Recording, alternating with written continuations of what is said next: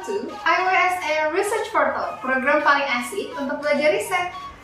Halo Creative Indonesia, selamat datang di sesi IWSA Research Portal, series bersama Teacher Aziza.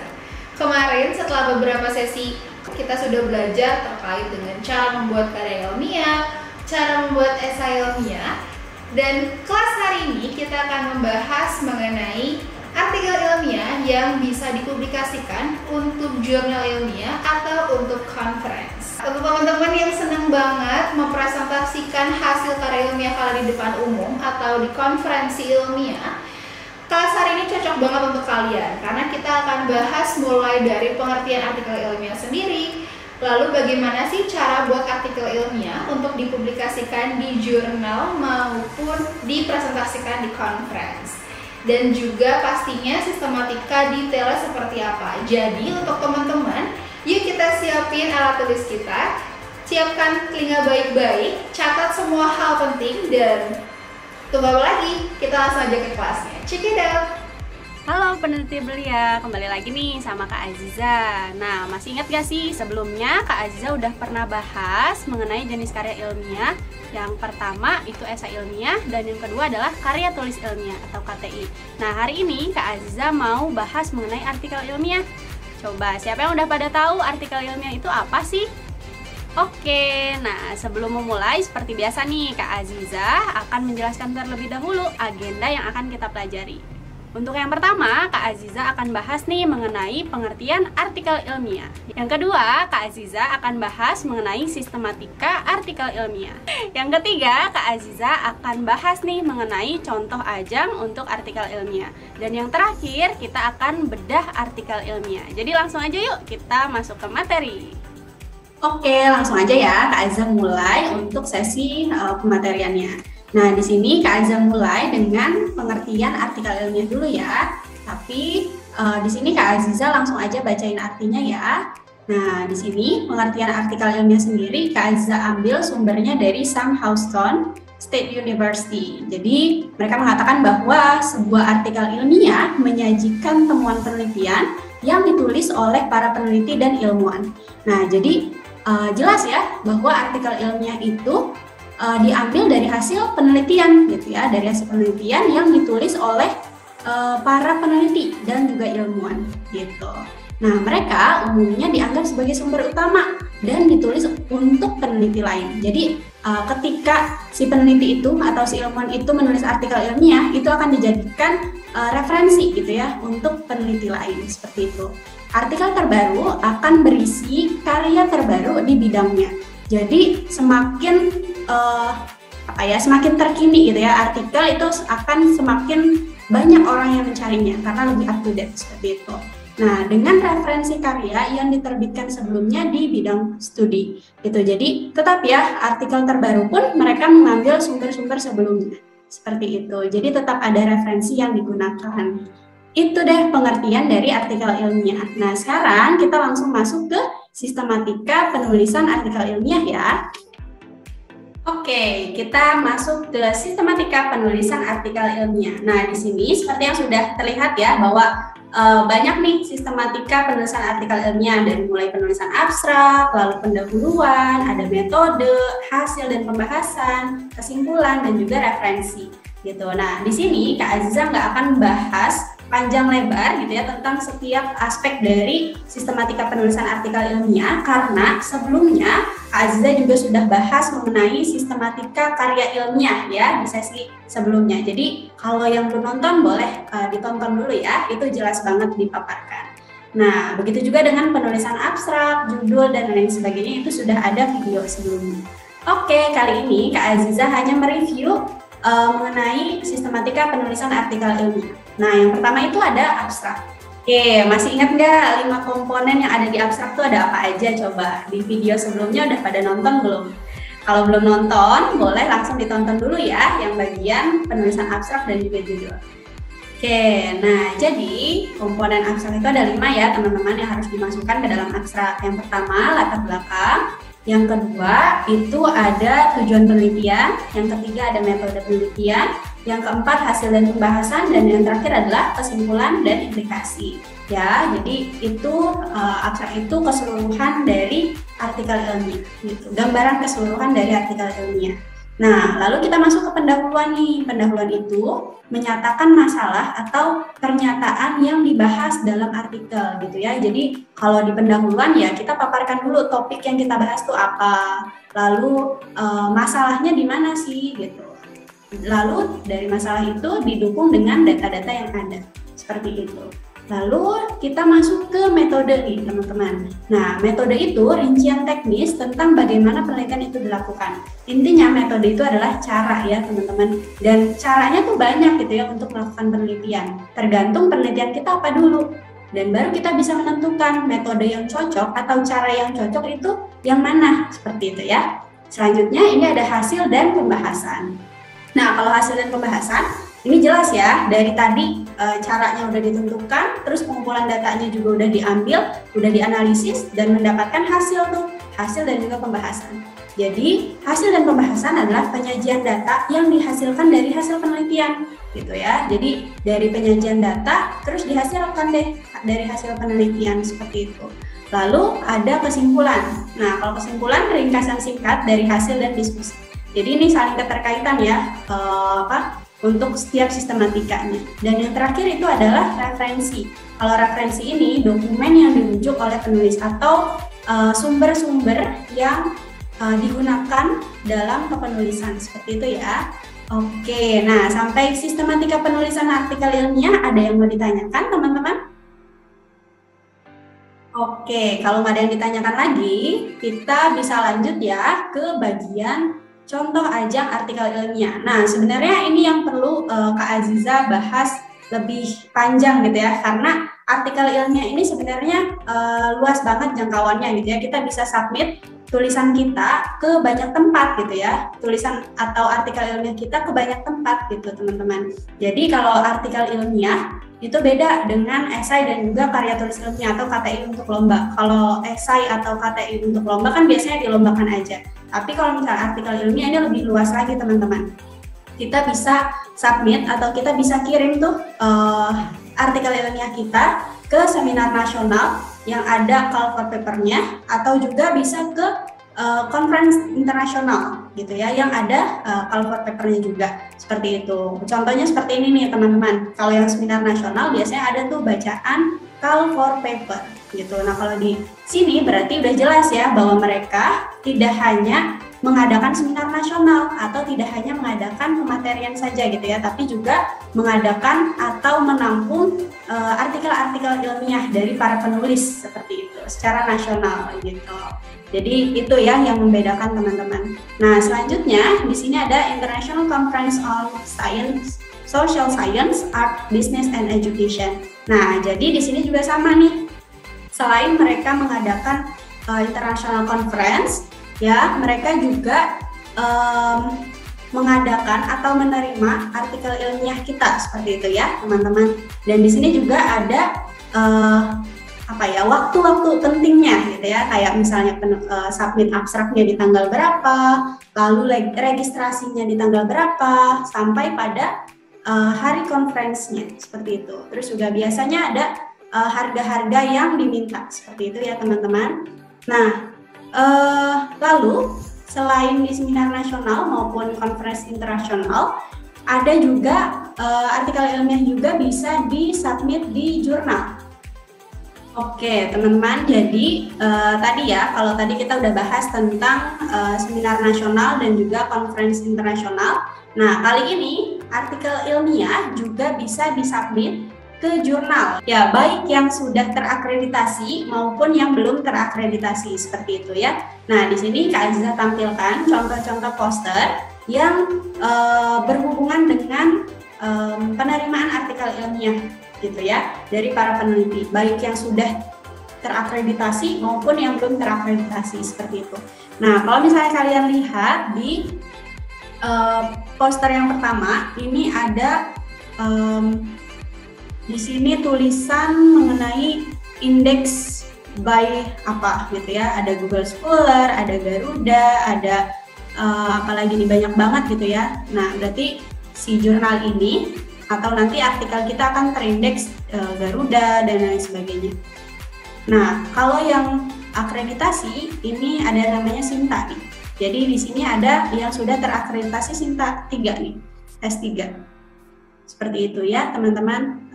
Jadi kalau artikel ilmiah itu jangkauannya luas banget gitu. Kita bisa submit di jurnal nasional maupun jurnal internasional. Nah, di jurnal nasional itu ada yang terakreditasi, ada juga yang tidak terakreditasi. Kalau jurnal internasional itu ada namanya jurnal internasional yang biasa ataupun yang sudah bereputasi, seperti itu ya.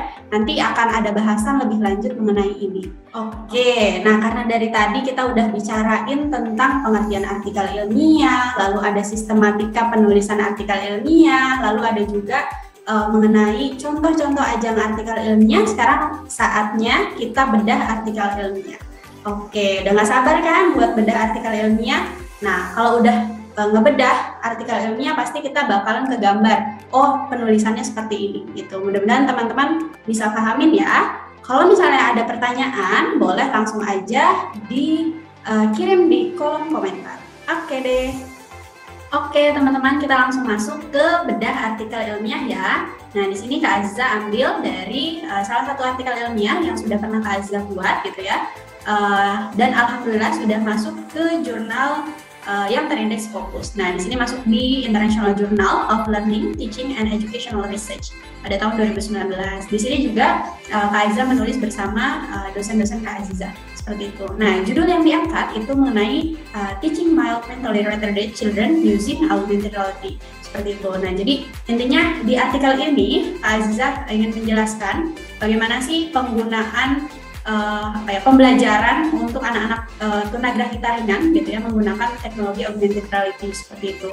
Nah, di sini kita masuk ke bagian yang pertama, yaitu bagian abstrak ya teman-teman. Jadi seperti yang sudah sebelum-sebelumnya Kak Aziza jelaskan bahwa abstrak itu ada 5 komponen gitu ya. Yang pertama di sini Kak Aziza menjelaskan mengenai latar belakang atau pendahuluan ya dari artikel yang Kak Aziza buat.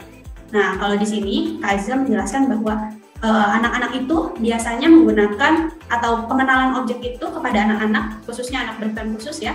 Di sini anak tunagrahita ringan itu biasanya menggunakan objek 2 dimensi gitu ya. Tapi bagi mereka objek 2 dimensi itu masih merasa kesulitan gitu ya mereka untuk memahami suatu objek seperti itu. Makanya di sini Kak Aziza melakukan penelitian kalau misalnya pakai objek 2 dimensi aja mereka kesulitan gitu ya. Nah, Kak Aziza pengen coba pakai teknologi augmented reality yang dimana teknologi AR itu bisa memunculkan gambar 3 dimensi seperti itu. Nah, gimana kira-kira ya? Apakah mereka masih kesulitan juga atau sebenarnya mereka lebih paham gitu dengan si penggunaan AR tersebut? Nah, makanya nih Kak Aziza masih bertanya-tanya pada waktu itu gitu ya, makanya melakukan penelitian ini.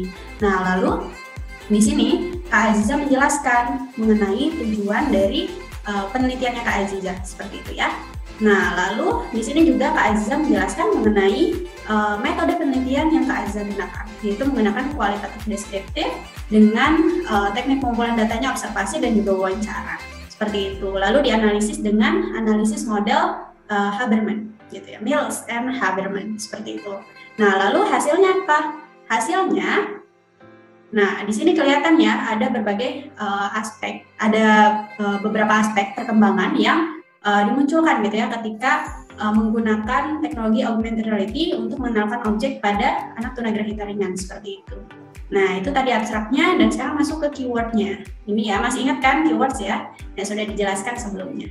Oke, keywordsnya itu ada augmented reality, mentally retarded children, lalu ada development aspect gitu. Nah, kita masuk ke bagian yang lain.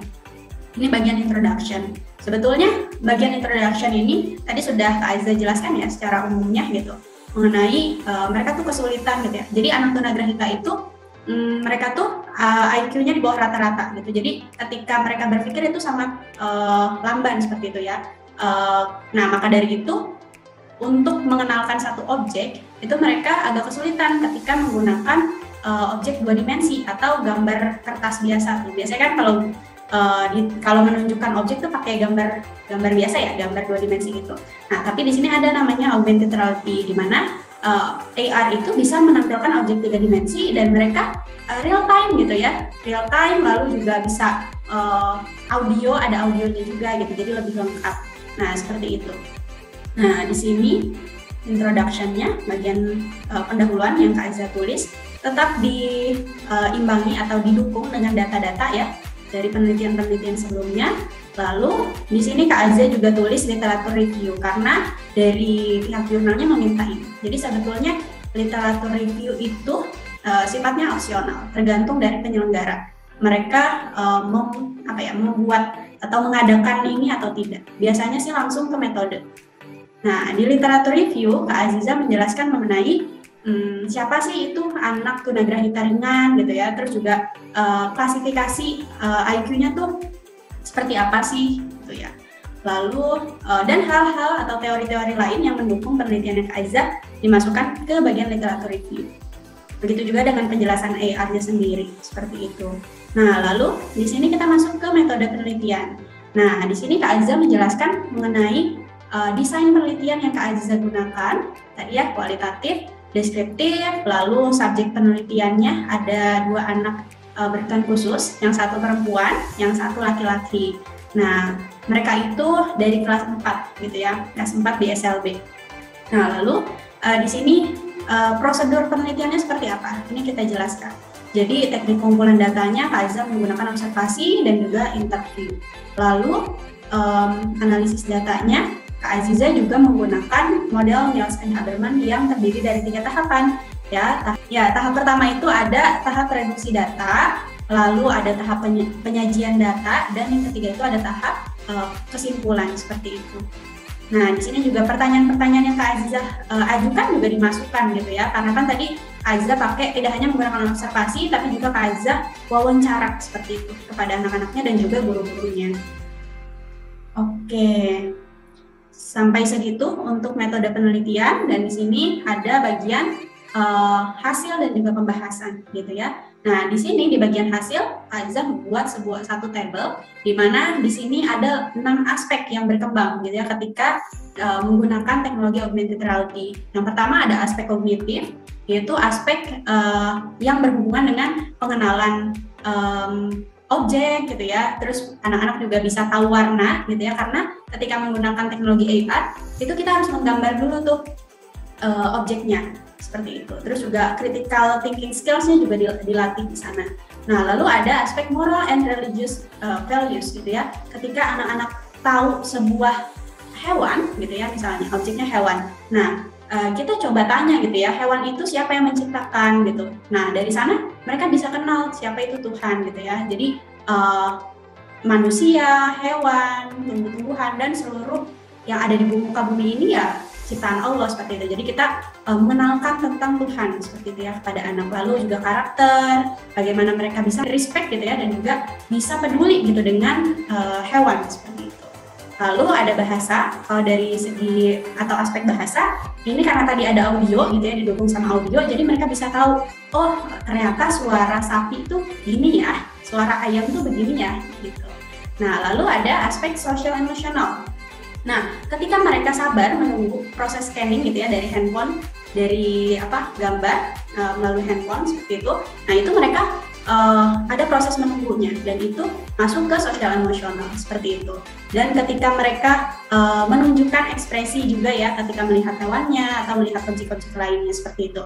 Lalu ada aspek physical motorik atau motorik, baik motorik kasar maupun motorik halus. Seperti itu, ketika mereka mewarnai, ketika mereka menggunakan atau yang menggunakan fitur-fitur yang ada di AR seperti itu. Lalu ada aspek seni, ada aspek seni ketika mereka mewarnai gambar dari augmented reality. Nah, itulah yang Kak Aziza dapatkan hasilnya seperti itu dari hasil penelitian Kak Aziza. Ini ditulis di bagian hasil. Nah, lalu di bagian pembahasan, ini Kak Aziza, di sini ada dokumentasi ya ketika Kak Aziza melakukan penelitian gitu ya, menggunakan aplikasi waktu itu Kuiper Vision. Nah, di sini mulai deh bahas mengenai bagian discussion-nya ya. Bagian discussion-nya mulai dibahas dikaitkan dengan teori-teori sebelumnya atau penelitian sebelumnya gitu. inilah bagian hasil dan pembahasan. Lalu pokoknya kita cari aja tuh penelitian-penelitian sebelumnya yang memang relate gitu ya dengan hasil penelitian kita. Kayak tadi ketika menggunakan AR ternyata aspek kognitifnya itu berkembang gitu. Benar nggak sih sebelumnya udah ada penelitian seperti itu? Nah kalau udah ada ya udah berarti mendukung apa yang kita dapatkan tuh, hasil yang kita dapatkan seperti itu. Nah kita langsung masuk ke bagian kesimpulan. Ini bagian conclusion ya teman-teman. Jadi kalau bagian kesimpulan itu balik lagi, kita tujuan penelitiannya untuk apa sih? Nah maka kita jawab di sini gitu ya hasilnya. Jadi dari hasil dan pembahasan kita bikin ringkas lagi menjadi sebuah kesimpulan. Dan biasanya kesimpulan itu hanya satu paragraf teman-teman, jadi nggak usah banyak-banyak. Yang penting menjawab dari hasil penelitian kita. Nah lalu di sini ada referensi yang Kak Aziza gunakan gitu ya. Dalam penulisan referensi juga itu ada banyak stylenya, banyak gayanya gitu ya. Jadi kalian perlu pelajari juga, dan mungkin nanti kita akan bahas mengenai gaya atau style dari penulisan referensi seperti itu. Ya, banyak sekali gitu ya yang perlu dimasukkan. Sudah, mungkin cukup untuk bedah artikel ilmiahnya. Kak Aziza cukupkan dulu ya. Kita lanjut. Oke, gimana tadi bedah artikel ilmiahnya? Udah mulai kegambar gimana cara nulis artikel ilmiah dan sudah mulai termotivasi untuk menulis artikel ilmiah? Pastinya sudah ya. Mudah-mudahan sudah ya teman-teman. Oke, nah dicukupkan dulu untuk sesi pemaparan mengenai artikel ilmiah. Kita ketemu lagi di sesi selanjutnya. Terima kasih banyak, semoga bermanfaat. Wassalamualaikum warahmatullahi wabarakatuh. Nah, itu dia kelas hari ini yang membahas tentang artikel ilmiah. Oke, untuk teman-teman, ini adalah sesi terakhir atau kelas terakhir di series bersama Teacher Aziza ini. Semoga teman-teman setelah kita udah menonton banyak sesi dari mulai sesi awal sampai sesi terakhir, teman-teman jadi lebih paham nih seputar penelitian bersama Teacher Aziza. Pastinya nanti akan ada seri-seri selanjutnya bersama mentor-mentor expert lainnya terkait dengan kelas-kelas penelitian. Teman-teman juga bisa loh request ke kita kira-kira topik apa sih yang menarik untuk kita bahas di YSA Research Portal di sini. Kalian tinggal komen di bawah atau bisa cek sosial media kita di Instagram YS_official, dan juga jangan lupa untuk klik like, comment, share, dan subscribe YS Official untuk melihat video-video selanjutnya yang pastinya keren-keren banget. Aku ucapkan terima kasih kepada teman-teman yang sudah menonton. Sampai jumpa di kelas seri selanjutnya. Sampai jumpa.